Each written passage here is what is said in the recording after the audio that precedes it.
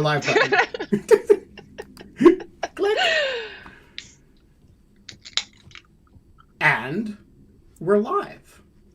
It is Wednesday, January 27th, 2021, 5:01 p.m.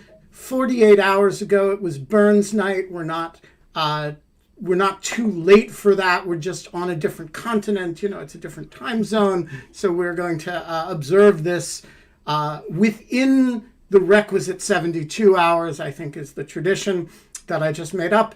I want to start, for those of you who you know that I am something of a music nerd, and normally when I nerd out about music, it is about classical music. But as most people who are super serious about classical music know, there is a fascinating iterative relationship between classical music and folk music over many, many centuries. And that means that in a way that is very hard to understand, but is very, very acute, and Richard Wattenbarger will back me up on this. Scottish folk music is an important thing, and it is an important thing because, first of all, it is probably, just as the songwriting tradition goes, it's one of the most refined songwriting traditions in the world. But it also has this remarkable quality that is almost unlike any other tradition except the English, and to a lesser extent the Irish tradition, which is that it was collected extremely early. So we have volumes of Scottish song from as early as the 17th and 18th centuries that are not distorted by the subsequent passage of time, which means that the tradition plays an interesting role in the 19th century as the art song is developing in continental Europe. You have these very refined, already 150-year-old songs that have been collected. And many of them were collected multiple times, so you can see how they changed over 50, 60, 80 years. And it was this tradition that, and by the way, that tradition that is still remarkably alive. There are people alive today who are singing, songs that are 250 years old, as though they were written yesterday. And it was this tradition that caused me to be interested in Scots for the first time, because a lot of these songs are simply incomprehensible to an English ear, and they actually have a wide vocabulary that is kind of puzzling where it comes from, how much of it comes from Gaelic, how much of it comes from just from other traditions, how much of it comes from Germanic languages that aren't spoken anymore, and all of which led me to what is one of my absolute favorite Twitter feeds around right now. And KK, I just got a text from you that suggests you may have an emergency going on. I do. My apartment's on fire in New York City. I just got a text from my neighbor. I haven't been here in 11 months. I'll be right back. Yeah, so we're going to I'm going to remove Kate from the screen. We're going to get started without her. And KK, when you're ready to come back, assuming you are, just text me and we'll figure it out. Sorry about that. I feel a lot bad. Well, she is in no danger because she's living in elsewhere in Cape Cod right now. But I thought she was in the flat. And the no, flat she's not in the flat. Yeah, the flat is several hundred miles away. But all of which brings me to this incredible Twitter feed that I stumbled upon not too long ago about the Scots language, about Scots poetry, run by the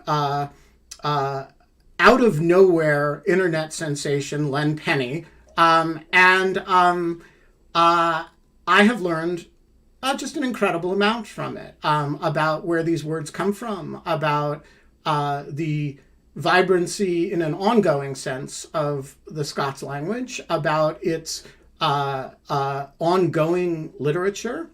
And so while we are not allowed to have fun anymore, we are allowed to have Len Penny join us and talk about it. Len is a Scots poet and the I guess I'm not sure what the right word for it, the proprietress of the Scots Word of the Day Twitter feed, which is I just cannot recommend enough as a linguistic and cultural delight.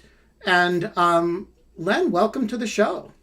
Thank you so much for having me. I'm absolutely buzzing to be here. It's so nice to hear you talk so like highly of me. Sorry, I'm just hearing myself, so it's giving me the sort of like it's giving me the fear. But I'm so glad to be here, and I'm so glad you enjoy my stuff, because it's interesting for me whenever someone out with Scotland just engages with my work and stuff, because I never thought I'd reach even like half of the people that I have, so not even like a tenth. But I didn't think I'd reach anyone apart from my friends. So to see people even like in America, it's amazing. So let's start with the feed and when did you start it? There's 75,000 people follow it. I mean, you're definitely reaching people. Yeah. When did you start it, and what did you think you were doing when you started it? So I started it on the 2nd of July last year, and we'd just gone into lockdown a couple of months, and it was you couldn't do anything. You couldn't go out or see your pals. So I was in a really bad state mentally. I was really depressed. So I thought, there's loads of words I use that my American pals don't even know. So I'll just teach them. So I wrote a wee tweet that said, like, ironically, the Scots word of the day should be this. And then my pals were like, this is quite good. You should actually just record yourself saying it. So I did. And then 10 people liked it, and then 20 people liked it, and then 200 days later, here we are. And so the Twitter feed is a complicated mixture of stuff. There is your own poetry, or I should say poesy, which we're going to talk about in a moment. There is the Scots Word of the Day, and then there's a lot of passion about things like mental health and other things. How do you envision what the feed is and what it does? I would say that the Scots stuff gives me the audience and the platform to talk about mental health, which is, I feel like I'm almost luring people in with the poems, and then I'm like, you will care about mental health, you will advocate yourself. So I feel like I'm it's like that fish that fish that has the wee light, and then as soon as you're hooked on with the wee light, the jaws of mental health advocacy come and snatch you up. So it's sorry, on you go. No, go ahead. I always say like the two strands on my Twitter feed are just Scottish heritage and sheer mental illness, because that's just it's our dire. So you describe yourself in your Twitter bio as a Scots poet held together with duct tape and pure spite. Yeah. What is that a reference to? You don't seem like a spiteful, angry person, actually. I would say you seem pretty joyful. I'm full of spite, but in a sort of positive way. It's like when someone tells you can't do something. When someone's like, you won't amount to anything, or you won't succeed, and it just gives you the drive and the sort of smedum to keep going. That's what I say. When I say spite, I don't mean I'm not out to spite anyone in particular. It's just it's a rebellion against both people who have told me I won't do anything with my life, and that voice in my head that's like, you'll never amount to anything. You're worthless. You should kill yourself. It's me being like, do you know what? No, I have the spite to say no and to keep going and to just, it's a positive spite. I'm not out to get anyone, but inadvertently I am. All right. Let's talk about your poetry. You you're operating in a long tradition of using the Scots language for both literary and a certain amount of there's a certain amount of cultural nationalism in writing in Scots. And talk about the tradition in which you're operating and what you're trying to do with the poetry. The tradition, I would say, it would be easiest to talk about the person that I'm most inspired by, and quite naturally it is Robert Burns, because, you know, as you've probably been aware, it was, you know, most recently Burns Night, and across the world, like genuinely, America, Canada, like Asia, all, like every single continent, people will know who Robert Burns is in some way, shape, or form, even if it's only just distantly.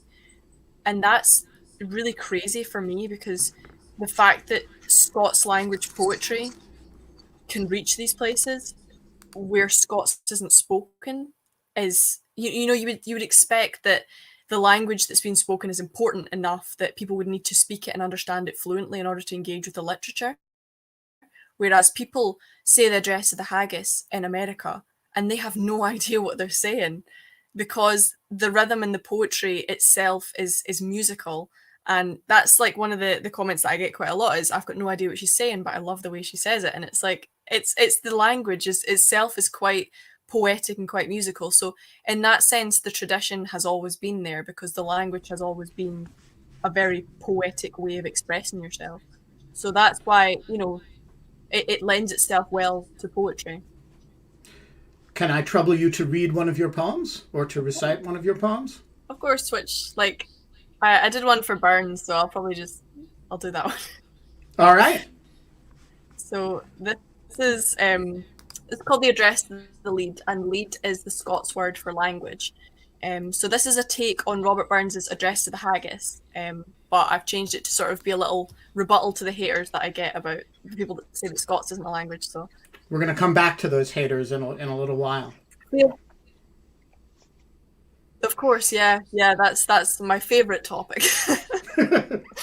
It's a favorite topic for us too. We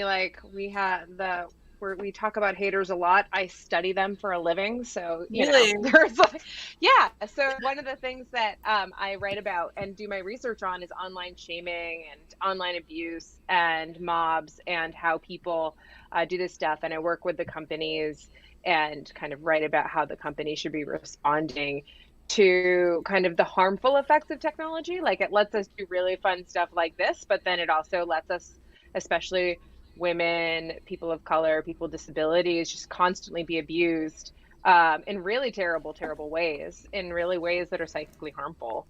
And so that's like one of the things that we studied, that I study, and Ben has written about it also, kind of the even more gruesome side of it. In terms of kind of sexploitation and like all of these different ways in which people do terrible things to kind of, criminal things to manipulate people into certain types of activities. And yeah, but I'm sorry that I missed the first part of this. Everything is okay. My apartment does not appear to have been on fire. It appears to be the apartment below us, but that meant that my entire apartment was filled with smoke. So the fire department broke down our door, and then literally at like 4:55 our time, so like 5, I didn't even see it till the show had started. My next door neighbor had texted me and been like, girl, they just broke your door down. Like, there's smoke everywhere. I think your apartment's on fire. And we have not been in our apartment for 11 months. We were subletting it briefly. And I just basically was like, we're going back this weekend. And I'm like, really? Like 3 days before we go back to New York City, our apartment, like something, I was like, everything seems fine. So I'm not worried anymore. This seems like a much more pleasant way to spend an hour than worrying about that. Oh God. I mean, who needs the door anyway? Oh, right? Especially when you're not there. All right, Len, we distracted you. So this is addressed to the lead. Fair fa your honest sonsy face, wha hinks o Scots is a disgrace, a lead that's meant for lesser hings, no there to learn, a lead well kent by mony folk that does nae harm. A hint ye boards the wee troll hides, aboon your soul the hatred bides, your words are naught but draps o' rain agin my heed, tax mair than dubs off filled wi' pish to droon me deed. We ken the rot your soul contains, one single lead within your brains, I look upon you filled with shame, but then a fash. The Scots lead maun strive on in spite o' all your snash.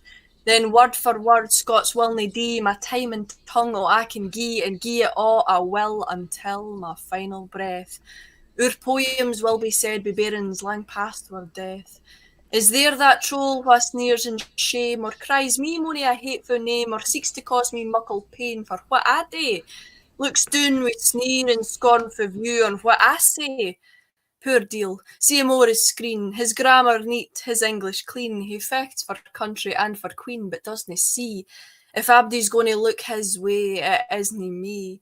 But mark the chiels wha speak the lead, wha kens it's living never deed, and kens it's fit for all the time, no special days, and sees the poor wee hypocrites on 25ths and Hogmanay's. Ye powers, whar way me every hour, gie me smedum ye canny smoor, old Scotland wants nae linguophobes wi' a hateful heed. But, if ye wish her grateful prayer, follow my lead. Fabulous.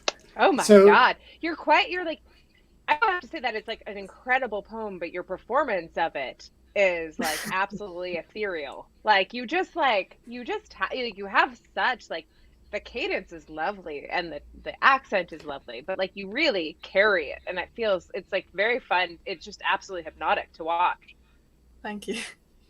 Yeah, of course. So tell us about the language that you're writing in. You know, we're going to get to the debate about what it is, but from where you sit, what's the language that you're writing and reciting in? From my perspective, the poem that I just read was in the Scots language.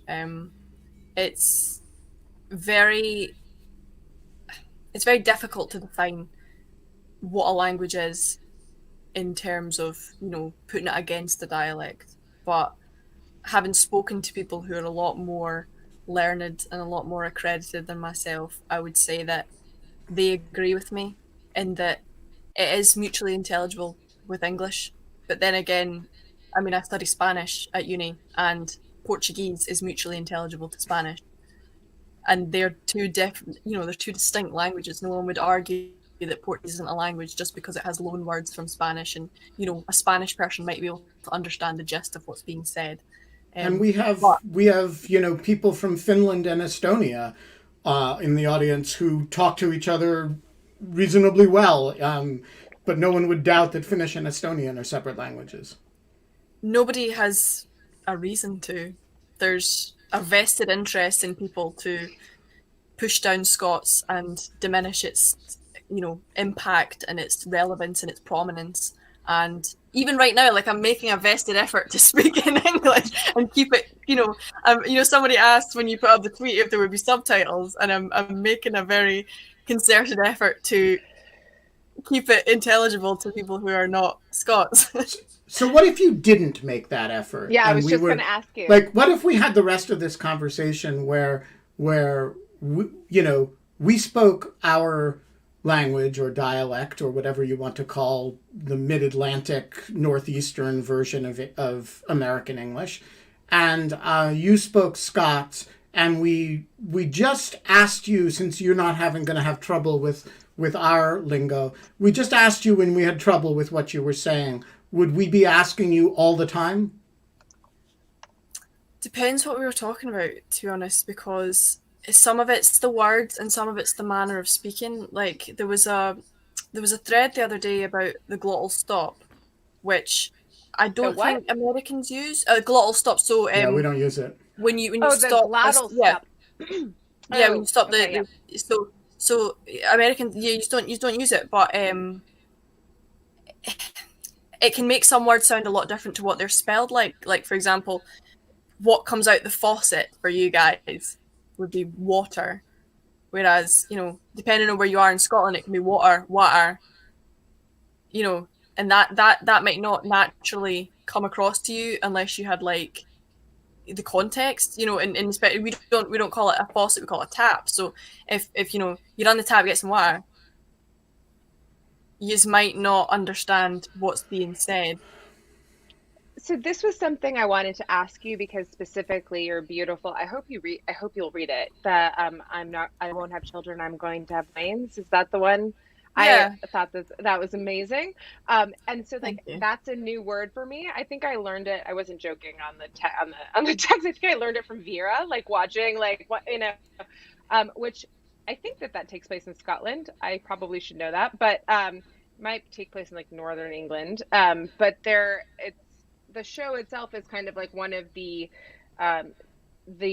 more dialectic shows that I ever watch, and it is so difficult. I have to watch it with subtitles, and frankly, the same way that I have to watch The Wire with subtitles.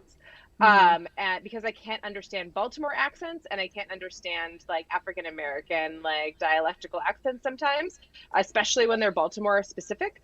And so I just Baltimore's rough. Baltimore is rough. Baltimore's a rough accent. It's a very hard accent. And so like the other thing that I just want to tease out something really quickly before we talk about the relationship, because you said, and I thought it was fascinating, that like African American like dialectics, or like you feel like you have the most understanding in meeting people that kind of work in this area. But I am really curious about the mix of vocabulary words that are different and versus dialect, and when it switches over from one to another, like faucet and tap. Like faucet didn't that's like turn into tap, yeah. Right? But like the way that you say water or like water, or like, all of the different ways to say that word, water, honey, or something, I don't know, like from the South. I'm going to be terrible at this, by the way. My point is the basic, like, how many words that we take for granted in the English language are very specific to a vocabulary that has developed from a dialect versus like they just use different words to mean the same thing. Does that make sense? Yeah. So, like Wayne and children. Wayne and child is very. You can see the etymology of Wayne being wee yin to Wayne. That's one word you would use in Scotland. Yeah. So Wayne is wee yin. Oh, wee one. That's little one, little one. But then even if you take the word bairn, that's to mean child as well. Like a lot of people criticise I'm not having children, I'm going to hear Waynes, and say, why are you saying Waynes and no bairns? And I'm saying because that the part of Scotland where I'm from, we say Waynes, we would never say bairns. So even there you've got that discrepancy within the Scots language of two different dialects. But even if you take like how we would say one, like in Scots you have many ways of saying one. You've got a, yin, wan, in. Like these are all from different dialects and used in different contexts, and so it's difficult to call. I don't get why people would call Scots a dialect when it contains dialects within. Yeah. Like Doric. This is like a brilliant point. I think that's exactly right. It doesn't make sense. So I have a question just about, I think a lot of people are probably wondering here, and I just want to get you to tease out the difference between Scots, i.e. the language, Is this the Gaelic question? English with a Scottish accent, which is what you're flitting in and out of now. And C, Gaelic or Scotch Gaelic. Okay, so I'm gonna try. I feel like I answer this question a lot. So, first of all, Gaelic is a language, an indigenous language of Scotland. So Scotland has 3 spoken languages. That's Scots, Gaelic and English. So Gaelic and Scots are as different as, they're just two different languages. They're just not, they have one or two loan words. They have one or two phrases and things and phraseologies that are, the same, but they're different languages. I They're can't speak different language families. I don't speak Gaelic, so I'm learning it at the minute, and it's incredibly hard. Let me tell you. So they're two different languages. English and Scots are sister languages. So as I say, there's mutual intelligibility, but still different languages. And then Gaelic, or what we call it Irish, but used in America, you often say Scots Gaelic or Scots Gaelic, which for me, Gaelic or Gaelic, depending on how you pronounce it, that's Gaelic. That's the Scottish Indigenous language. Whereas Irish, which is what you guys would call Irish Gaelic, is a separate language. So is it based upon like the written text, like the written version of the language, or is it completely like this? That doesn't play into it. No, but both Gaelic. Both Gaelics. No, there's different languages, like completely different. Gaelic is a Celtic language, not a Germanic language. It's close to Irish. It's not at all close to English. It's close to Welsh. But it's a completely different family of languages. I thought she was saying, and I might have misunderstood. I thought she was saying that the Scottish Gaelic, which is Celtic, right? Scottish, like Gaelic is completely different to Irish. Yes, they're often conflated because, like, in America, people say, Scottish Gaelic, whereas like it's just like that's just Gaelic. That's just what it's called. It's not called Scottish Gaelic here. It's just Gaelic. And Scots is a completely different language. Like it's not this, like it's not the same at all. And so Scots is the West Germanic language that, if you think of the island as beginning in England and extending, there's this language continuum that starts at the south of England, and as you go north, people talk a little bit differently every mile, right? And there's some point at which the language changes sufficiently that it can be mutually intelligible if the people want it to be, and can be not mutually intelligible if they don't. Is that fair? Yeah, I would say that there's many different dialects of Scots. So, even within the dialects, people can't understand words, and it's like even in the Scottish Islands. I was talking to a lass the other day. She's from Shetland, and the Shetlandic, the dialect they speak in Shetland is just absolutely gorgeous. But most of it I don't understand. Like even as a Scots speaker, but that's because it's it's an insular community. It's not it's not had the same sort of liaison with English maybe that we would have had here. So they've been allowed to maintain and uphold it. Plus, Scots is a repressed language. It was actively beaten out of children, and there was a sort of a classist way of repressing the language. People would use don't teach your children this, they won't be able to get a job. I get told that all the time. Like, why are you speaking like this? You'll never be able to get a job. Why would anyone want to listen to you or respect you academically? Fiona Hill talked about that in her congressional testimony during the Trump impeachment, that one of the reasons she moved to the United States was that people wouldn't judge her based on her accent. She actually said it quite explicitly. I've met a lot of people from the UK that have said that.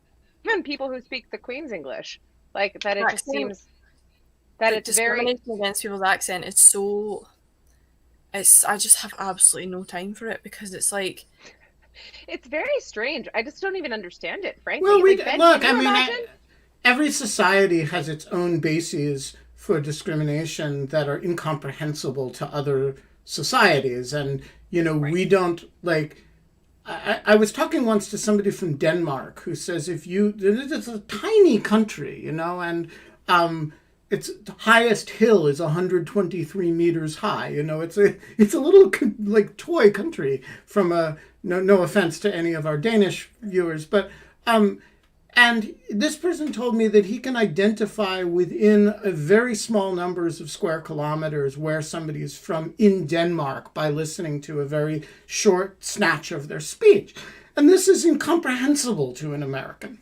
You know, I think a lot of people could identify me based on my speech as coming from somewhere between New York and Richmond, Virginia. But that's, 300 miles, and there's whole states in between. But you can go very short distances in the British Isles and people sound very different. I just dropped. Have you ever seen My Fair Lady, the musical? I've not seen it's an old musical.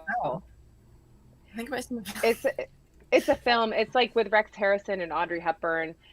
But the story is one in which Rex Harrison plays this very stodgy, tries to fix her accent. Yes, and he tries to fix her accent, and he picks her up literally out of the gutter where she's a flower girl and tries to make her a lady in a shop.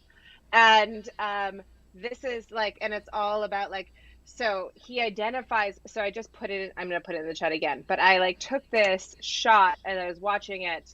I was watching it the other day, actually, after we had our conversation, and there's this wonderful moment in which he is standing behind a pillar, identifying where people are from based on their accent and eavesdropping on their conversation. And she says, like, you're from Listen Grove, and she's like, how the hell did you know I'm from Listen Grove, you creep? And like just kind of screams at him.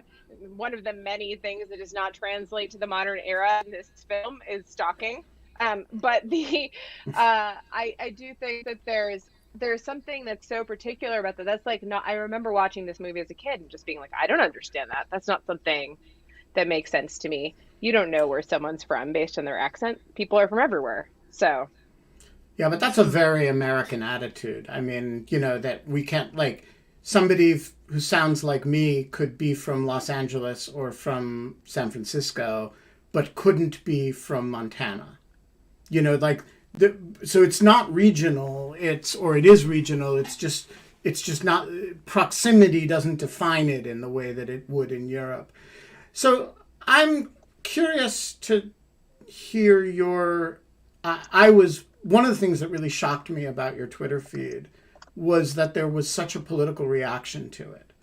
And I look at your Twitter feed and say, this is a beautiful cultural thing. And I did not understand it as a political statement, although it obviously has elements of a sort of cultural nationalism. But it didn't strike me as what the Chinese would call splittist, which is what they call any time you say something nice about Tibet or any expression of Taiwanese culture. How did you come to be hated by people who are unionists for doing the Scots word of the day and saying you want to have weans, not children? I think people assume that a celebration of Scottish culture is an attack on British culture, which you could perceive it that way if you were that way inclined. But then what a sad way to look at the world if one culture cannot be upheld without it being to the detriment of another culture. I genuinely, with the best will in the world, do not care about England when I do my Scots word of the day. I don't sit down and go, oh, I'm going to really stick it to the British now. I genuinely don't care, and they can't comprehend a world in which they are not the focus. It's such an Anglo-centric mindset to be like, oh, when you speak, it's for my benefit or at my expense. Or you're sticking it in my ribs. I just don't care. I like words, and people always laugh when I say, they say, "Why'd you get 8?" And I'm like, I don't know. I just like words because I do. Like, I'm so excited to share words, to learn words and convey them, because some of these words I don't use. Some of them are from Doric, some of them are from Shetland, and I've never come across them naturally, but through my research I have, and the fact that I can do that through the medium of the internet is amazing. But just leave me alone. I'm not hurting you. No, it's really great. I mean, it's crazy. Ben, do you have any theories about why she's? I mean, I can also formulate some ideas about this, but go ahead. Your theories would be more interesting than mine, honestly, Kate, and I'd be really curious to hear them, because I've seen lots of people who are subjected to Twitter mobs, and for the people in my world, it's people like Lisa Page, right? It's people like Pete Struck. It's, to a much lesser extent, people like me, who represent something that a certain group of people, in Pete and Lisa's case, really backed by a major state actor, find threatening. And so there is an organized or semi-organized campaign of defamation and attack but I've never seen anything like what you're describing, which is, you're doing something that's very innocent. Very benign. Like, here's a word I like and what it means. And by the way, I wrote a little poem, and let me read it to you. And all of a sudden, George Galloway is offended by this, and he calls out in a Glenn Greenwald like way. He calls out thousands of people to heap abuse on you, and that's I didn't, just for the record, I didn't know that when I started. Like, this is two areas of interest of mine that kind of collide, but I've never seen anything like that. It's a sort of it's a quite benign, I think, objectively inoffensive activity. Like, okay, like, I do things that are genuinely confrontational and controversial. I understand why people come after me. You talk about words that strike your fancy. I don't know, Kate. I'm very interested to hear your take on it. I find it mind-boggling, honestly. I mean, not to be. I'm gonna there are three things kind of stand out. One, you're really compelling, and therefore you have power, and therefore it's threatening to him. And you're compelling because you're really actually very smart and good at what you're doing, and so at the core of it, it's not really challengeable. And two, you're compelling because you're a tremendous presence. You have a wonderful way of presenting these things. You're building kind of a following, and it's threatening to people, and they're going to fight back. And then the third thing, which is the very obvious thing, which is you're a young woman, and we are literally everyone hates us on the internet. The only way we could make it worse for ourselves would be to be people of color and disabled. There is just this entire world of hate mongers that really kind of do this type of thing. And I imagine that he made some cheap political points off of you and didn't care about the kind of the damage that he caused, because he's a short-minded idiot. And so I mean, basically, what you can't do is let people like this change what you love and what you do and how you share it with people. Because if there's anything that you have hopefully kind of taken away from this, you've touched all these people. People are compelled by you. They follow you and want to hear what you have to say. You make someone's day good every day with the Scots word of the day, and you should keep doing it, right? There's no way you shouldn't. And you have fans all over the place. And so I just think that, there's the reasons why this has happened to you are not super complicated. But the reasons why you should keep doing it are far more than three, is basically what I think. All right. If I told Len when I first asked her to do the show that you would have interesting things to say, and indeed in the thread, in the chat, you just made a very interesting remark that I'd like you to flesh out a little bit and give us your thoughts on. Yeah, so actually I'm from Quebec in Canada, so same kind of debate from a secessionist validity. And I felt very compelled by your argument relating regarding to the fact that languages, culture are issues that become political really quickly when they shouldn't really. I'm personally really proud of being a francophone, but not that into discussing if we being mad at each other for that. Like, I could very well be a friend with Canadians, and I like Canadians, and I like Canada, but also I like French music and all of this. So I really I found it also awesome that you stop antagonizing those things. So that's my point. Your thoughts, Len? I've spoken to people who are from Quebec, from the Basque Country, from Catalonia, from these places where languages have been restricted and repressed, and they all say the same thing, and it's like you find yourself splitting in two, where you've got how you speak to your mum and how you speak to your boss or your teacher or even your friends, and it's horrible because there's this dichotomy in your head where you're like, who am I?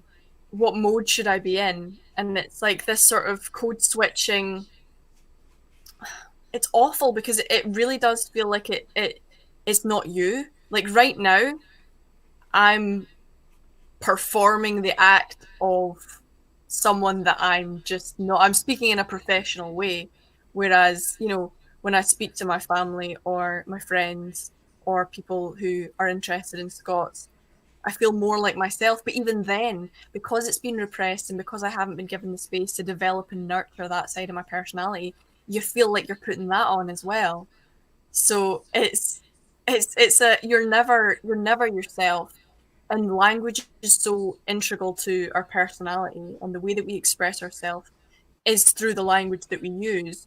So the fact that there's no place where you entirely feel like you are speaking the way that you want and you're portraying yourself the way that you want to be portraying yourself is just, it's horrible. It's unsteady and uneven, and you never, and that's why I love poetry, because I can finally express myself in the way that I feel like I'm able to, if that makes sense. Perfect sense.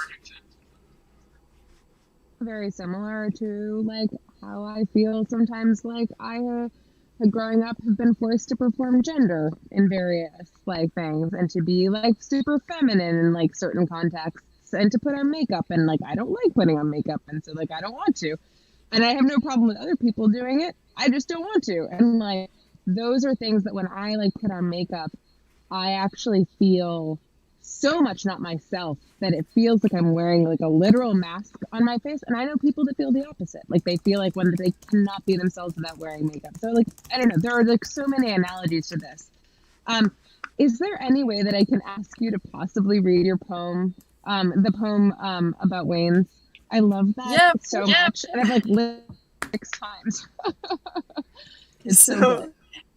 So this one's actually... Wait, before you read it, Kate, your sound has just gone really weird, and we're getting echoes through you. So I'm gonna mute you. Can you help your sound? Len, the floor is yours. So this is a good poem to illustrate how different the words are in Scots, because this has like the translation at the end of the sort of line, so it'll explain what I'm saying, so I don't have to. I'm no having children. I'm going to hear wains, and you can ask what I cry them, what are their names, and they'll be getting a piece, no a wee packed lunch, and they'll be hearing a scran, no having a munch, and they'll fanny about. They will nae waste time, and when they screeve their wee poems, I'll make sure they rhyme. I'm no having children. I'm going to hear wains who'll be gowping and beeling when they've got aches and pains, and instead of don't worry, I'll say dinna fash. Instead of stand your ground, dinna take any snash. My wains'll be crabbit, no in a bad mood, and they'll greet, no cry when their day is nae good. I'm no having children. I'm going to hae wains with a prude ancient language crammed in their wee brains, and whenever life tells them their English is bad, I'll tell them the hassles that their mammy had, and I'll say my ma's words to the day that I'm deed. You'll be all right, hen. You've a good Scots tongue in your head. It's lovely. And it does have this ongoing simultaneous translation that's just perfect. Whoa! Now, Kate, your sound is even worse. Yeah, you're. Can we hear you now? Is that better? Oh yes. Okay, I'm Dramatically sorry. Better. There's something also just about the forward-thinking nature of that, of raising children in the tradition that you're talking about right now, and the future of Scots, that I think is just so beautiful and so well and so simply and elegantly encapsulated in that poem, which is like really excellent. So it's such a great piece. It's just really touching. Ben, should we go to some questions, or what are you thinking? Let's do that. I'm bringing in questioners right now, and whoever appears on screen first, just start. Some of these questions you've already answered, but so if you're one of the questioners who Len has already addressed the question, just modify it to the obvious follow-up. Laura McClellan, the floor is yours. Hey, this is a really fun show so far. I didn't know what to expect, and I'm really glad to have you on, Len. So, sorry, I'm bouncing around. Well, you've really already answered my question, but I think I'm going to ask it again because I really do think people get, especially in the US, get really confused about it. So you've already said you don't speak Gaelic, which in the US, usually when people say Gaelic, they're usually referring to Irish rather. And so that's why we say Scottish Gaelic or Scottish Gaelic. Anyway, and you also said that you consider yourself to be a speaker of Scots rather than Doric. Yeah. Which is a little more north of you. You're from Fife, right? I live in Fife for uni, but I that's not doxing myself. Fife is quite big. Can't find me. Doric is more Aberdeen.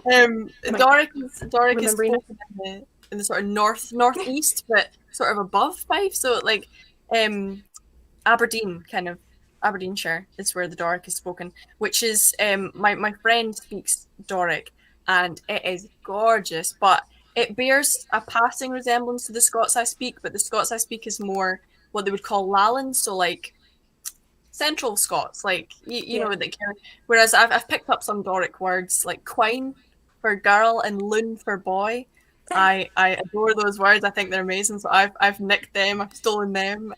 So I just, people often say I don't speak Scots. I speak Doric. Mm-hmm. Whereas linguists would class Doric as a dialect of Scots.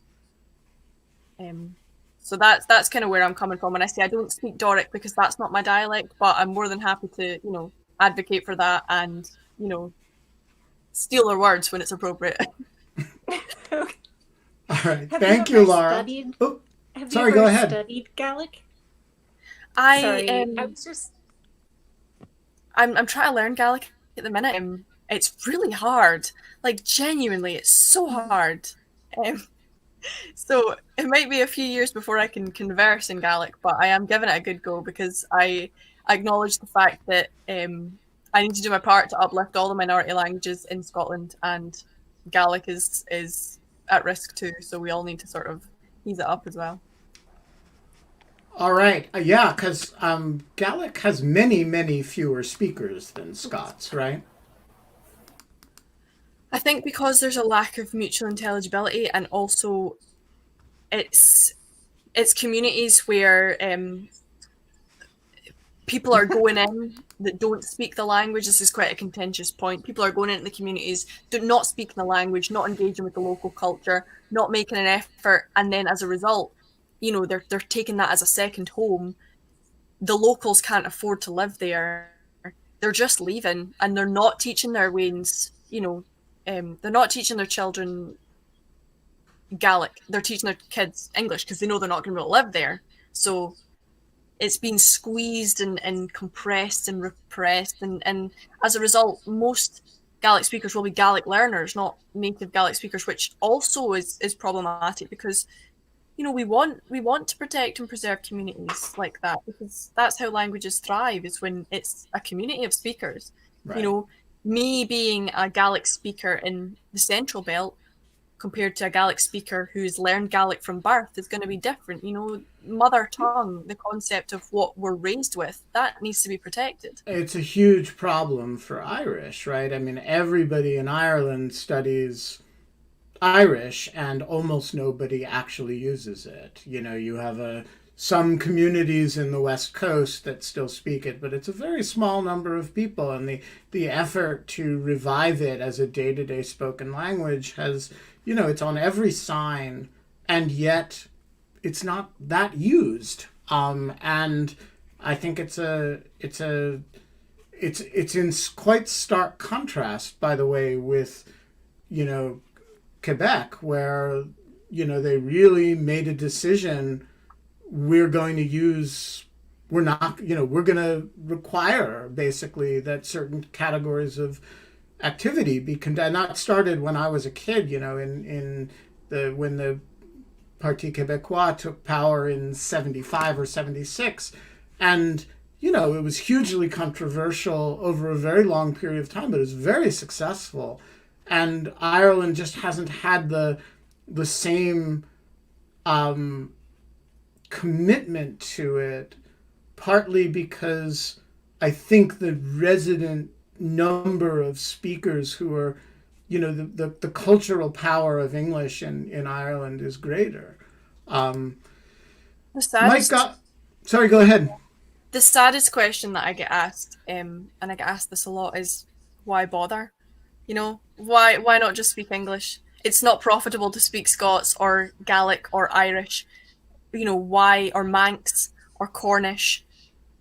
Why bother? And that just breaks my heart, because I'm like, why not? Like, I'm not going to make any money speaking Spanish. I still learned it. I'm still doing a degree in it. Like, I love it. And the fact that we've internalized this sort of, how can I monetize this skill? How can I monetize this part of me? Is just like late stage capitalism bullshit. Sorry. It's fucking bullshit. It is complete bullshit.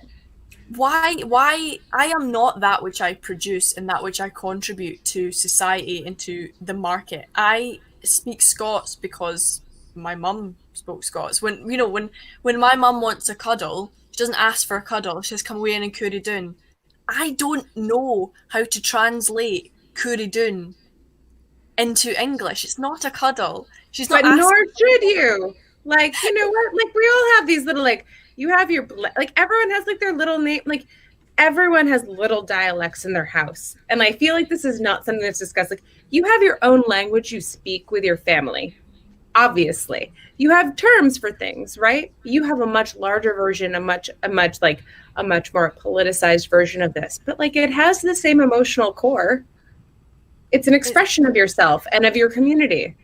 Studying translation at uni, I'm learning more and more that you cannot translate a poem, you cannot translate a word. You can give an approximation, you can give a sense, a flavor, an essence, but you can't you can't capture the infinite. You can't define what doesn't exist. And there's just so much express in English, but I can express in Scots. And that's why, you know, the fact that I'm able to sort of give through the Scots word of the day, I always give loads of synonyms, because at the end of the day, crabbit doesn't mean angry. It's you know, dreich doesn't mean a bad weather day. You know, it's like there's so many words that I wish I could accurately portray to people who weren't born into Scots communities, and I'm trying to do that, and I hope that I'm in some part, you know, able to convey meaning without giving a translation. You know, it's I mean, hard. that's actually one of the remarkable things about your poems, is that you're actually, the poems themselves are both doing the translation and objecting to the translation in a way that is remarkable. Mike Godwin, your camera isn't working, but you are audible, and the floor is yours. Hi. So I'm glad my camera isn't working, because Because you look like you usually do. Because I look like I usually do, and it's really not remarkable. But you're beautiful, Mike. Yeah, that's what and my mom says so too. But what I enjoyed, my question is a sort of a foolish question, which is about which of the Scottish Doctor Who's is the best one, and I will say Peter Capaldi was the best because he played the character as having a Scottish accent. But David Tennant and Sylvester McCoy are the other ones. But you don't have to have an answer to that. My real question is about code switching, because one of the things that I noticed, I grew up in Texas, and most people don't hear much Texas in my accent. But I must have had it. When I left, I noticed to work for EFF in 1990, and I lived in Boston, my code switched automatically, and I didn't even realize it until my ex-girlfriends and relatives would call me up, and I said, did I really date all these hicks? You know, did I really date all these people with these strong Texas accents? I mean, did I, and my parents sounded strangely rural to me in a way that they had not before. So I wonder what your experience is of becoming self-aware of your own code switching when you do it. I, first of all, will say I can't decide between David Tennant and Peter Capaldi, because I just fancy them both, and it's weird because one's like really old, but I can't go. I just fancy them both. Let's not get in it. Let's go with it. Why? This is not. You don't have to choose which flavor of ice cream. You can have a scoop of each. Go for it. I feel like the companions are better with David Tennant, but anyway. So code switching, right?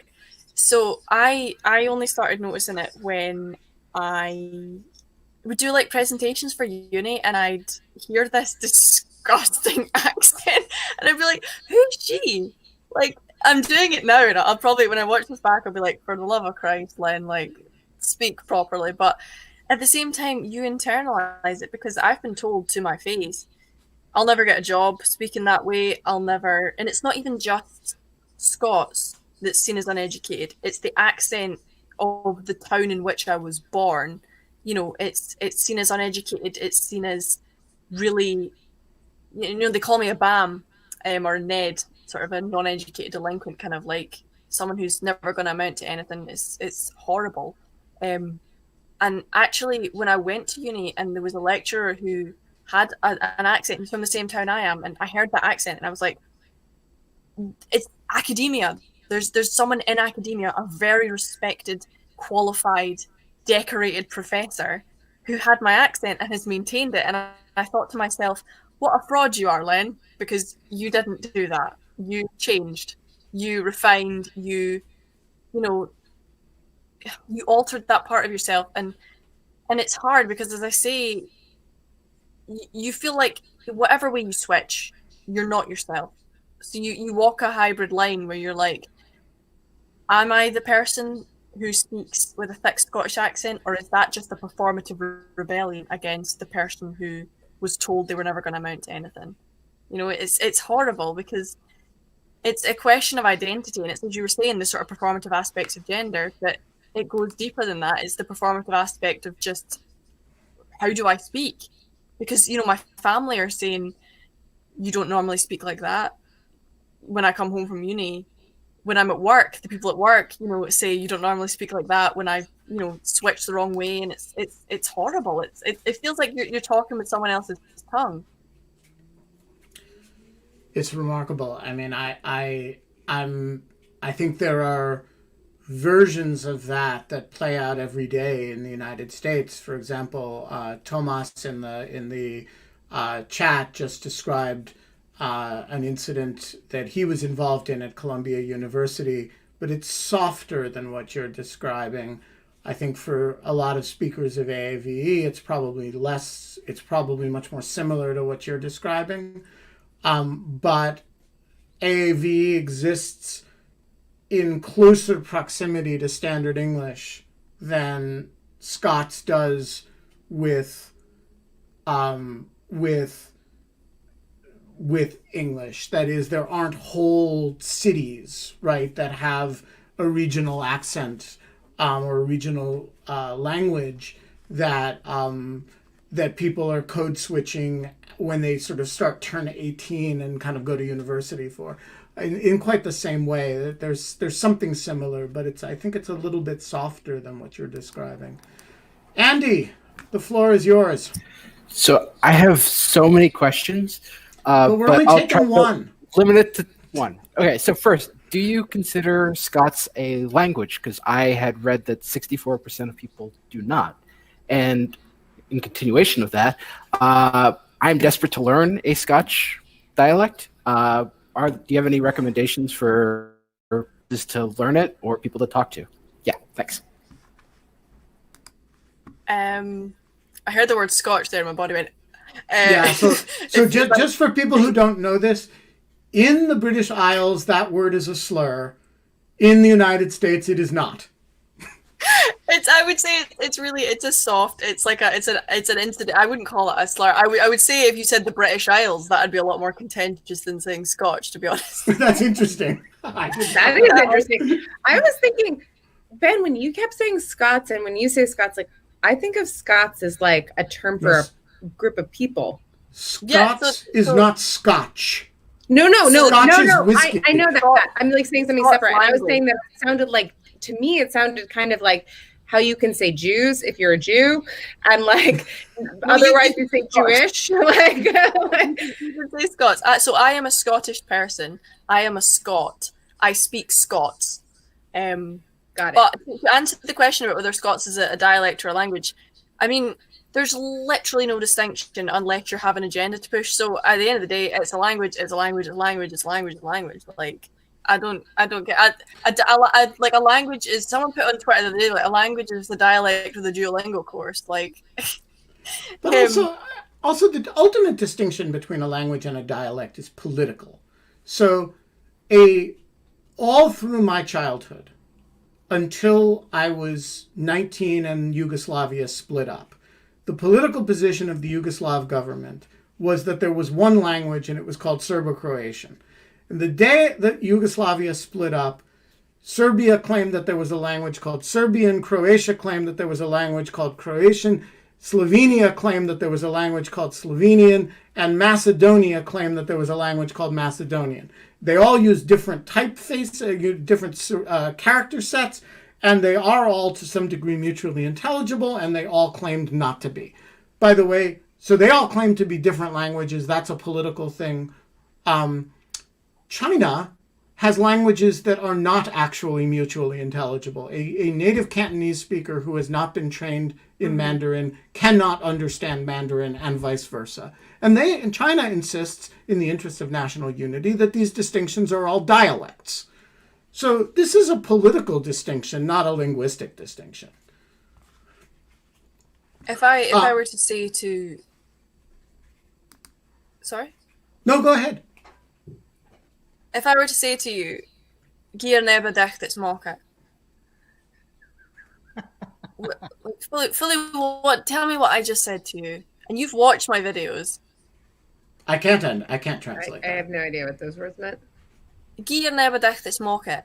If somebody said that to you and you had no idea what they meant, what language, what dialect of English am I speaking there? Right. Those have no bearing. Gír nebadach is mocha, it means give your nose a wipe. It's disgusting. Well, like you too. Well, it's a terrible example because everyone's always like, I'm like, no. Gír nebadach is mocha. Like, gí, it doesn't sound like give. You haven't just dropped the V. It's not yeah. You know, it's gí. It's a very specific. There's like 2 steps to it. And then yeah is ni your. Neb is ni nose. Dicht is, I think it comes from Dutch, and I'm not entirely sure, but it means to wipe, you know, and it's mock it. Give me an English word that sounds like mock. So when people say that Scots use English in an accent, you're talking at your arse. I'm not being funny, like, genuinely, you're talking at your arse, because it's just, there's sentence structure, syntax, words, you know, there's whole, you know, idioms and things that you'd only pick up on, you know. It's insulting when somebody says that Scots is just English in an accent. They clearly have either no knowledge of how languages work, or they're not a Scots speaker. And unfortunately, because there's a phenomenon in Scotland called the Scottish cringe, which describes the sort of internally, you know, and externally voiced opinions of people where they've internalized repression. So they're continuing on the colonizers' mindset of, you know, and I don't say colonizers to mean like the British. I mean, like, you know, when Scots was oppressed, it was sometimes Scottish people doing it. So they have internalized this, and now they see any expression of Scottish culture as cringy. And this is why the majority of the hate that I get comes from Scottish people. But this is old. I mean, David Hume, Adam Smith, right? By the late 18th century, the major Scots intellectuals, at least one wing of them, are really allergic to the Scots language, and they're writing in very prim, formal English. I find it so funny when people will insult me and say what you're speaking isn't a language, and then they'll have a Scots word. Like George Galloway uses Scots in his tweets. You know, he's like, you know how angry I was when I saw that. When I saw him using Scots, and they all celebrate Burns Night and they go to a Burns, like I did a skit on my Twitter where I was like, you know, talking to a hater, and then I said, oh, you're a Burns supper, because genuinely, you'd be surprised how many of these people will speak Scots, use Scots, you know, go to Burns suppers, celebrate Scottish culture when it's relevant, you know, because of course Burns was a good Union man, he's a good Scot, whereas I'm, you know, single-handed. Or when they can use it as an excuse to get drunk, Len. Christopher Argyris, displaced American in London. You get the last question tonight. The floor is yours. He's Greek. He's got a foot in London. He's kind of the enemy, but he's a great American. I'm due south, as you would say. He's from Berkeley. Yeah, Lenny, I was curious, just off the top, if you could say more about St. Andrews being a strange place, like you said in the Persistent and Nasty podcast. But my question actually is going to quote something which you would know well. Those days are past now, and in the past they must remain. But we can still rise now and be the nation king that stood against him, proud Edward's army, and sent him homeward to think again.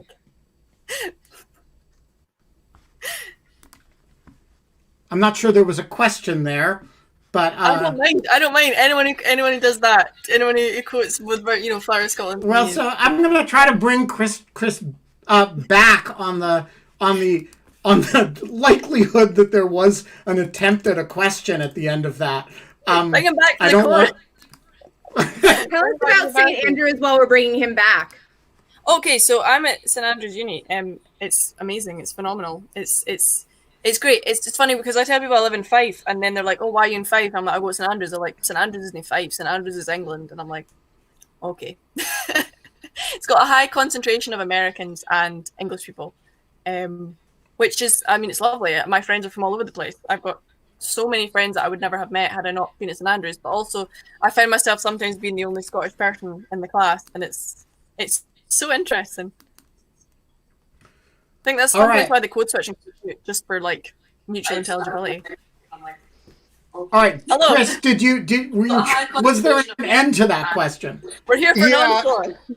I was just going to ask her which of the potential Scottish national anthems do you favor, either Flower of Scotland or Brave Scotland, and what does that say about Scotland's poetic and lyrical tradition? Ooh. A national anthem for Scotland. Okay, I would just go with Flower. I would go with Flower of Scotland because that's what we always use at sporting events. But if we're going with like modern Scottish songs, which I don't know why we would, but come on, that'd be amazing. We would have like Caledonia by Dougie MacLean. That's a phenomenal song. Such a sad song as well, and it talks about Scottish homecoming. And there's no like overtly anti-English sentiments, because I'm aware that Flower of Scotland is quite like, English is shit. So I feel like also Belter by Jerry Cinnamon would be a phenomenal national anthem. And I'm aware that people probably don't. No, the Rangers song, we would not, I just saw it in the comments, we would not have, an independent Scotland should not have any place for sectarianism. It would not have any bearing, it wouldn't pick a side like that. That's not what Scotland should be about. I don't engage with sectarianism because I find it really derivative and really just bullshit. Like, stop it. It's football. Get over it. So yeah. We're going to leave it there. I'm just going to read one comment from the chat from Timothy Scott. Holy shit. Thank you for this, Len. I never knew I wanted to learn more of my great-great-grandfather's native language, the language that none of my relatives heard. So you have at least one, and I suspect many more converts among the people who saw this evening. And as to the internet mobs, remember that about a quarter of them aren't real people. They're just automated bots set up by somebody to insult you. And so you should think about a quarter of them are just actually like being insulted by a computer. And 3/4 of them are assholes. And now you have us and all of our cadre to support you. So never hesitate to reach out. And don't stop doing the Scots word of the day, because it's amazing. Makes a shitload of people happy every day. And by the way, I did not know until I started watching the Scots word of the day that lads was used as a gender neutral hey people. Which I think so many comments about this, and I feel that bad. It's like, guys. Someone was like, "Oh, I'm a woman. Can I not enjoy your content?" And I'm like, "Oh my god, I'm so sorry. I feel like I should have made it more explicit." That'll be, No. It's completely clear good. from context. It's just I did not know that was a. I didn't know you could even that was a usage. So you're teaching all kinds of people all kinds of things without even knowing that you're doing it. It's beautiful. I usually sign off by telling the guest that he or she is a great American. That seems like an inappropriate thing to say, but we're not going to say that about you. You're an honorary great American, and you're certainly a great Scot. Tomorrow on the show, it is the first time, I think, the whole show is going to be, the guest is a single member of the audience. Anne Kornhauser is joining us to talk Lincoln, to talk FDR. It is going to be a very fun conversation. I have to tell you this now because I don't want you to think I'm cutting Anne short tomorrow. I have an event at 6:00 that I need to do, so the show will end promptly at 5:55 so that I have time to go from Crowdcast to Zoom, maybe grab a glass of water in between. That will all start 22 hours and 44 minutes from now. And until then, Kate, We're not allowed to have fun anymore. But in lieu of fun, we do have wains. We have wains. And sometimes we feel crabbit. Yeah. Did I get that right? You did, perfect. Well done. Thanks, Len. This is really fun. Thank you. This was really